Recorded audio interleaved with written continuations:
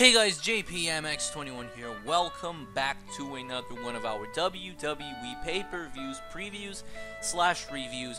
And this time we're here to do the WWE review for WWE No Mercy. No Mercy happened last night, and overall, No Mercy was a decent show. It was not the best show that Smackdown has ever put in as a pay-per-view exclusive. No, it was not. Backlash was better. We all knew that Backlash was gonna be was better. It was gonna be No Mercy was not gonna be as good as Backlash was, but still, I think it still was a decent show, a very decent show with two amazing matches. And then you had, I said this on Twitter. We had two amazing matches, and then the rest was just meh. The rest was just meh.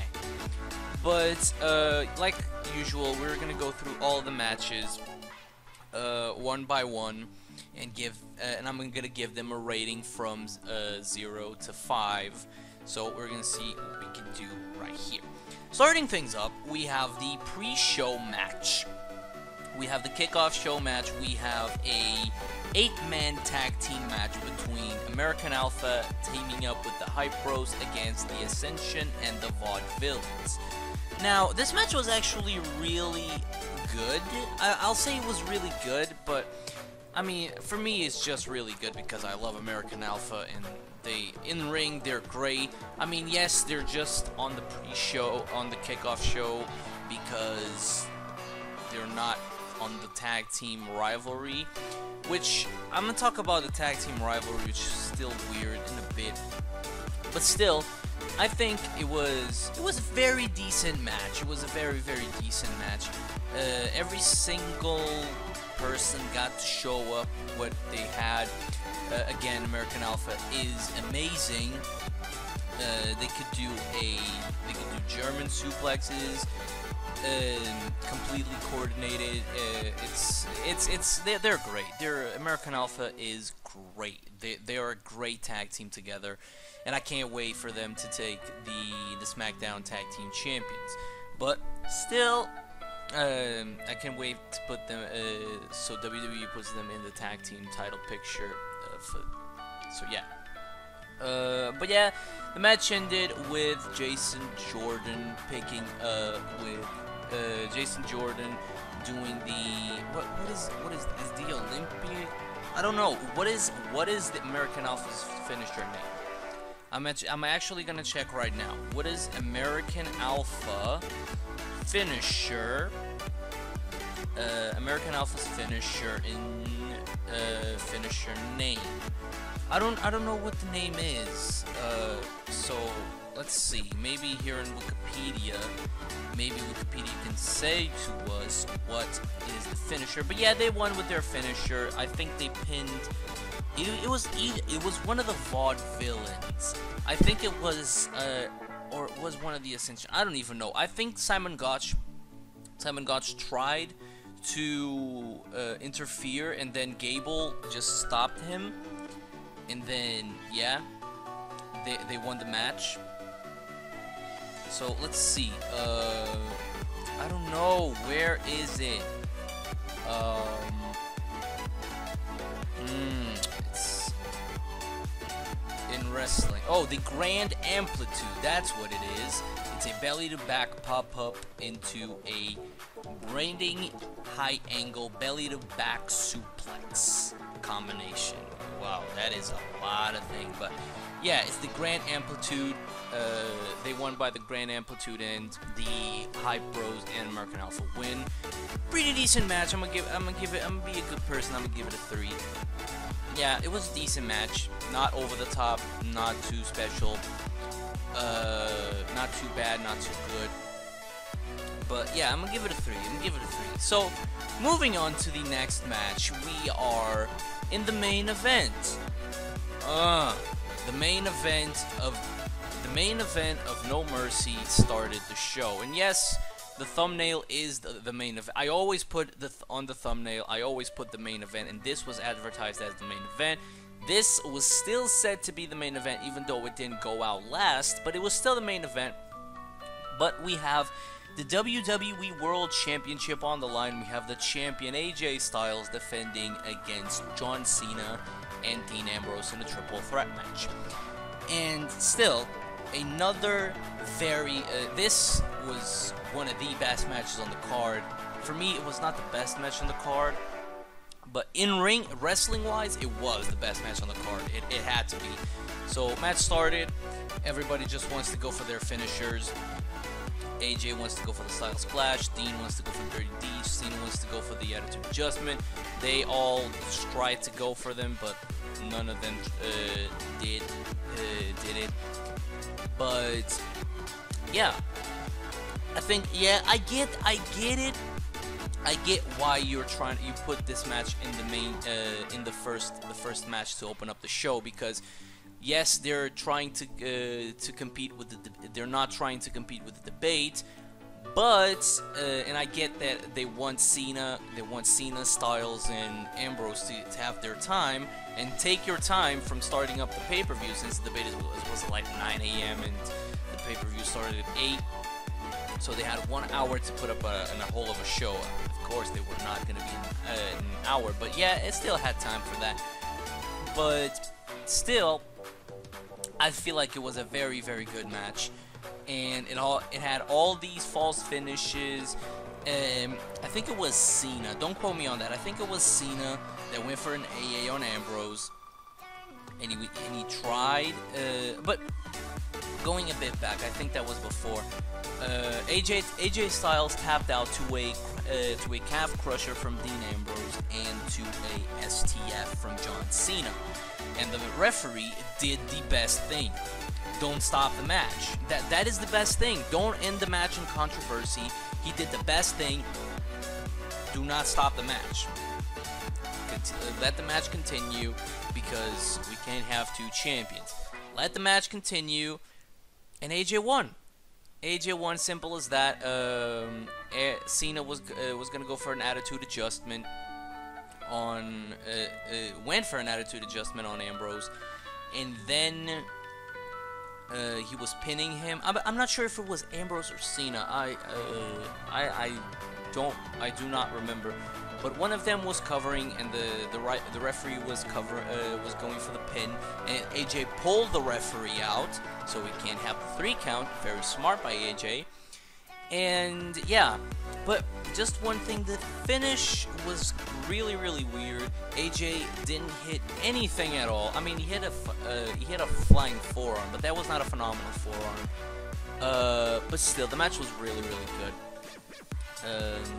I think the match was awesome, but the ending was just kind of weird, because first of all, I was not expecting AJ to pin Cena. I was expecting AJ to retain. First of all, I got all the predictions right. Got all my predictions right. So I was expecting AJ to win, yes. But it was just a weird. First of all, I was expecting AJ to pin Dean, and he didn't pin Dean. He pinned Cena. Third time he pinned Cena. And then he didn't even went for. I was expecting him when he went for the chair shot again on Cena. I was expecting him to go for a Styles Clash on the chair, to be honest. And then he pinned Cena, and then he won. But no, he just hit him with a chair after Cena went for a super AA. Off the top rope. I think it was the second rope, but still on Ambrose. And then he hit him with 2 chair shots and pinned him and won. I think the ending was weird, but it's still, it was not enough to make the match like, oh, this match, oh, the ending was trash. No, the match was very good. AJ played by the rules. He didn't cheat. It was a no disqualification match. You can do whatever you want. So he played by the rules. Especially Ambrose. Don't go to the next Smackdown and say, "Oh, you cheated." No, he didn't. No, he did not. Because first of all, the referee had a great call, and even on Talking Smack, Daniel and Shane said the same thing. If they were there, they were going to restart the match. So there you go. And then chair shots, especially Dean. If Dean comes out and says, "Oh, you used the chair and you shouldn't," but Dean is the one that low blows Dean was the one at Fastlane that low blowed and share shot Lesnar and Roman and all that stuff, so he doesn't have the right to say that. But yeah, AJ won. I'm really, really happy about that. Match was really, really good. I'm gonna give it a 4. Give it a 4 because it was a very, very good match. It was not the best match on the card in my opinion, but it was still a very, very good match with AJ Styles retaining the title. And I think, in my opinion, AJ Styles should keep the title. I'm sorry, until WrestleMania. Until WrestleMania, he could keep the title, and he could win. I mean, AJ needs to win at WrestleMania this year, next year. But still, AJ needs to win at WrestleMania, in my opinion. So yeah, a 4. I'm gonna give it a 4 for the WWE World Championship match. Moving on to the next match on the card, we have Nikki Bella versus Carmella. And it was very good. It was a very good match, but again, overshadowed by the crowd being so... I actually forgot to mention, the crowd with Cena, Styles, and Ambrose was so hyped about that. But then, the crowd was... I don't want to say the crowd was dead, but it just came out an amazing match. The crowd was on fire, and then you have Nikki versus Carmella, and nothing wrong with them because it was a very, very good match between them. And yeah, I just feel like they should again, the women's matches were overshadowed because they came off 2 amazing matches, and this is the one. But still, I really enjoyed this match, to be honest. Again, pretty predictable victory by Nikki Bella with the Rack Attack 2.0. Now that it finally has a name, even though it's not the best name in the world, finally has a name, the Rack Attack 2.0. And yeah, and can somebody please tell Carmella to stop, like, screaming? I don't even know. I heard some things on the internet about that, and I'm not referencing this because I try to be as PG as possible. But Carmella, the way you scream, you gotta keep it down, okay? Thank you. But Nikki Bella goes for the Rack Attack 2.0, picking up the win. And I think it was a very good match. Again, yes, overshadowed by the world title match that just came out, but I'm gonna give it a 3. I think it was a very solid match for a women's match, since the women's title was not on the line. We'll talk about that in a bit, but yeah, I'm gonna give it a 3. So, moving on to the next match on the card, we have the Smackdown Live Tag Team Championships on the line. We have Heath Slater and Rhino defending against the Usos. And this match, to be honest, this match, wrestling-wise, was better than the one that they had at Fastlane, but it was kind of meh. And my question is, yes, I did want Slater and Rhino to win, but my other thing is, what is now gonna happen to the who is next? Who is next to face Slater and Rhino? Are the Usos still gonna be in the title picture? Because in my opinion, yes, I didn't want the Usos to win, but I think the best option is the Usos beating Slater and Rhino, again getting this huge heel heat, and then going to a long-term rivalry with American Alpha for the titles, and American Alpha, of course, eventually in the end coming with a win and winning the titles.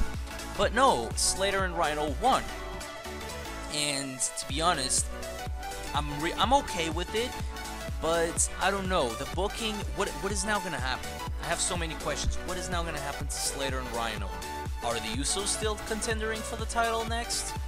Or is the Ascension, the Vaudevillains, or is there any other heel tag team? Oh yeah, there's Tyler Breeze and Breezango, but that team, I haven't seen. They had a great match with American Alpha on the tag team tournament, and we haven't seen them since, I think.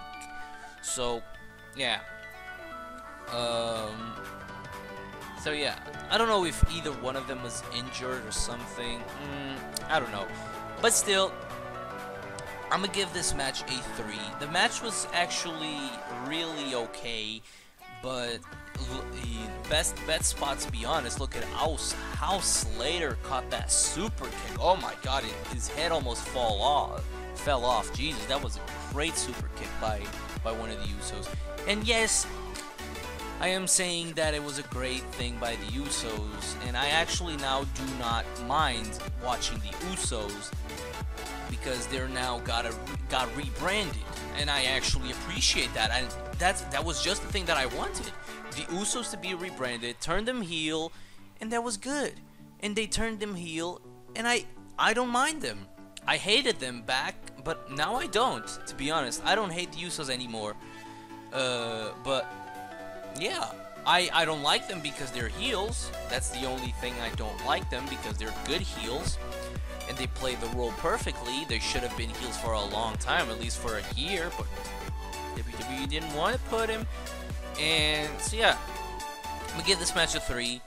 I would have given it a 3.5, but just the match itself wasn't all that. It was okay, but it was not all that. And the questions that you have, what is gonna happen to the title picture, with the tag team title picture on SmackDown? I don't know.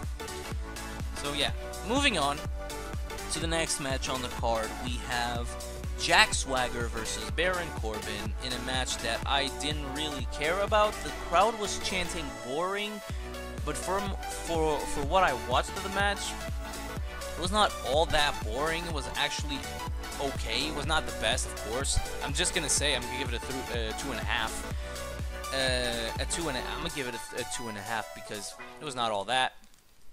But still, it was not boring. I think the crowd chants boring a lot just to piss off Corbin. And so yeah, that's my thing. But yeah, the match just didn't have really too many spots. You have Corbin going for the deep six and all that stuff. And then I think, yeah, it was Swagger went for the Patriot lock. For the ankle lock. I don't think, yeah, he doesn't call it the Patriot lock anymore. He went for the ankle lock, and Corbin got into the ropes. The referee was saying to knock it off and all that stuff. And Corbin poked him in the eyes, and he went for the end of days.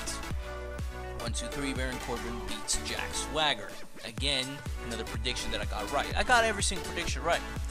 So yeah, it was an okay match. I'm gonna give it a 2.5. Like I said, it was okay. I don't know, this rivalry is so weird now that Jack Swagger was not even on a pay-per-view since TLC. I mean, yes, he was in the Royal Rumble, but he wasn't on a pay-per-view since TLC in a one-on-one match. And then now he comes in, he has this match with Baron Corbin, the rivalry that came out of nowhere because he just signed with Smackdown, and it just came out of nowhere. So yeah, yeah, 2.5. That's what I'm gonna give it. Yeah. Moving on to the next match on the card, and the best match on the card, we have Dolph Ziggler versus go back. We have the Intercontinental Championship on the line. We have The Miz against Dolph Ziggler. It was the Intercontinental Championship versus Dolph Ziggler's career. Either The Miz wins and Ziggler's career is over, or Ziggler wins the title and he stays in the WWE. In this match, wrestling-wise, the world title was better, but this match told such a good storyline throughout the match. To be honest, I'm gonna tell you, this is not too really interesting. And I not even watching the whole pay-per-view. I went to WWE.com. And yes, because I missed the pay-per-view and I actually watched it in the earlier today. And I missed the pay-per-view and I watched it earlier today. And I went to WWE.com and it said, and there was the that polls that they have, and it said who was the best match in your opinion. And I just finished watching Corbin v Swagger, and I clicked on the world title match. And then I saw that the world title match had 25%, and Ziggler versus The Miz had 60%. And I was like, okay, so that is going to be really good. And the match was very, very good. I mean, wrestling-wise, it was very good as well. The Miz, this match was even better. In my opinion, this match was even better than the one that they had at Backlash. And this match should have main evented the show because it was Ziggler's career versus the Miz's title. It should have. And then you have all of these stuff. You have Ziggler kicking out of 2 skull-crushing finales. You have the Miz with a close fall.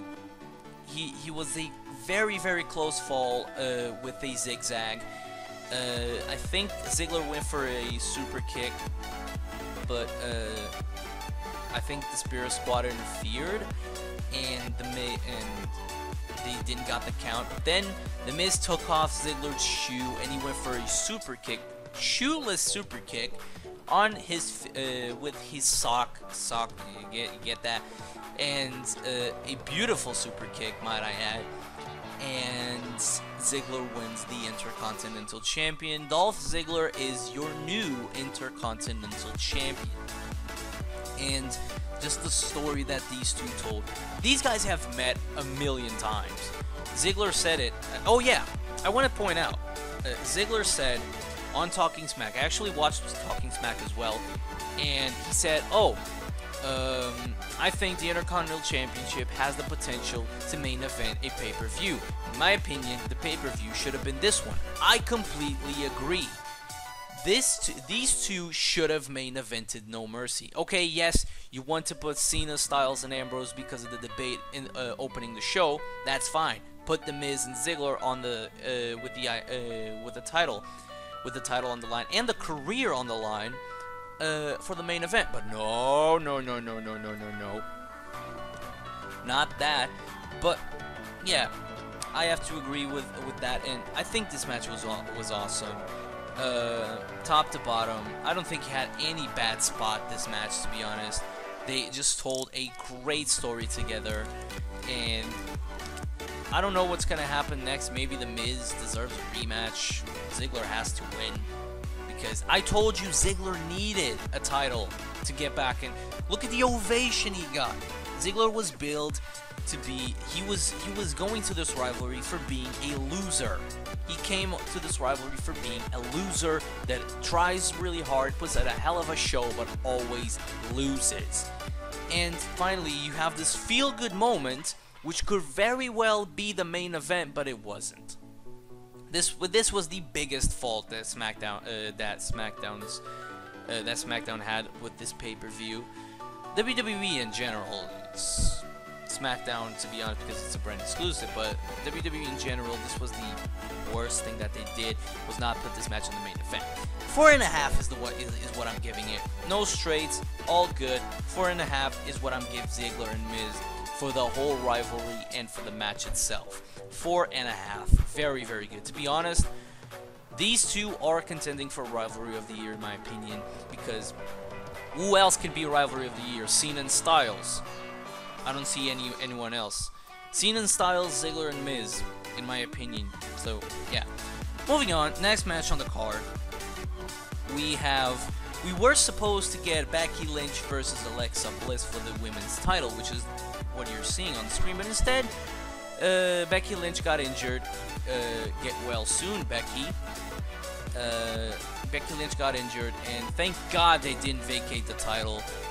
And she wasn't forced to vacate the title because it's not a serious injury. She was not forced to vacate the title. It's not a serious injury. She will defend the title on November 8th, I believe. So yeah, it's just she's gonna stop for a month. Very, very understandable.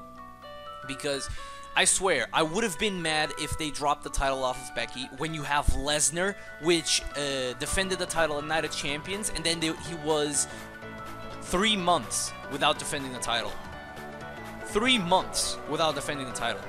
So yeah, you don't you dare do that. So yeah, Becky was not able to compete. Instead, we got Alexa Bliss versus Naomi. Pretty botchy match.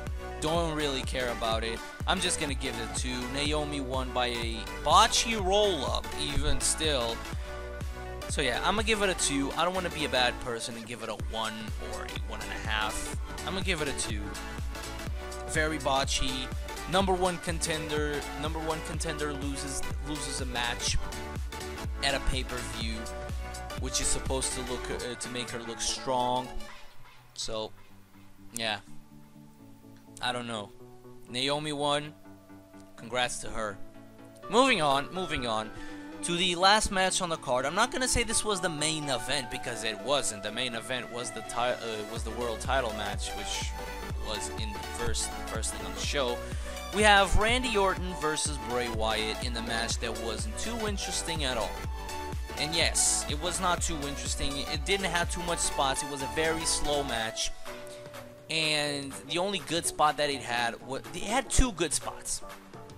It had the spot where Bray was going for the senton on the steps, on the stairs, and Randy got out of the way and he hit his back on the stairs.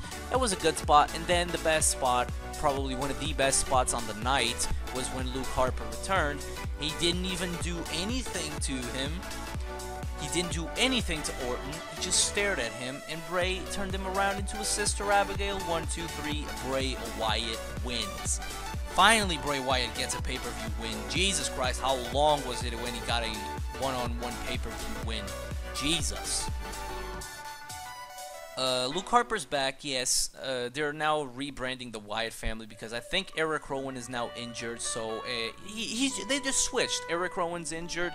He's out. Luke Harper is back without the injury. He's on. They pretty much just switched.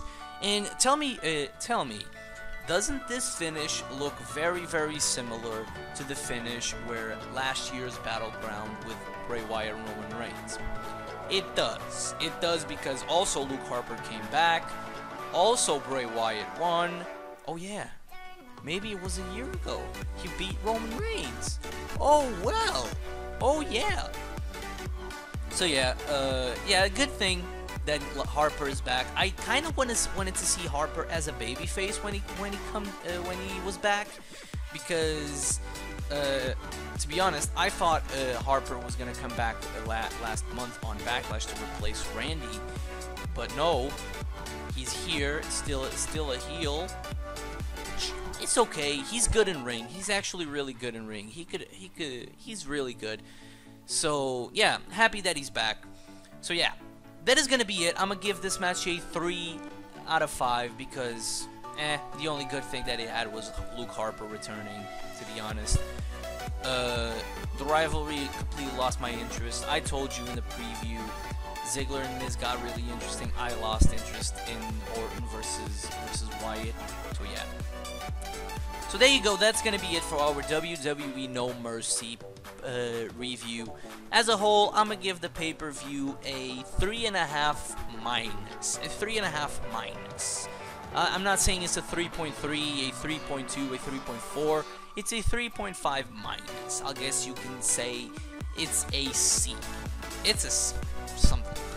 But either way, that is gonna be it. We will be back for these WWE pay-per-views preview. We're gonna be on the preview. We're gonna do a Hell in a Cell preview, and we will be back in like 3 weeks with that. So thank you guys so much for watching. If you guys enjoyed this WWE No Mercy review, make sure to go ahead and leave a like and subscribe to the channel as well, because I really appreciate it if you guys do that. And I will see you all in the next time.